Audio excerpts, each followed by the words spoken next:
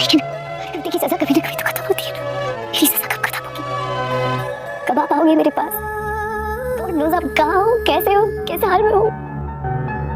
I miss you, I miss you. Okay. Serial drama ये रिश्ता क्या कहलाता है कि आने वाले एपिसोड में आप देखेंगे कि अबीरा अबकी का जन्मदिन अकेले में मनाती है और केक काटती हैं और बहुत रोती हैं और कहती हैं कि कभी न कभी तो मेरी सज़ा ख़त्म होगी, आप कहाँ हो और कैसे हाल में हो? पुकी को वो पुकार रही होती है अबीरा। और दूसरी तरफ ये दिखाया जाएगा कि विद्या अरमान के जो है ना आरती उतारती है और उधर कावेरी देख लेती है, वो उसके विद्या को फटकार लगाती है। तो दूसरी तरफ ये देखेंगे आपके विद्या ये भी दिखाती है कि अबीरा अपने बच्चे का जन्मदिन मना रही होती है। वो कोई भी माँ अपने बच्चे को नहीं भूल सकती।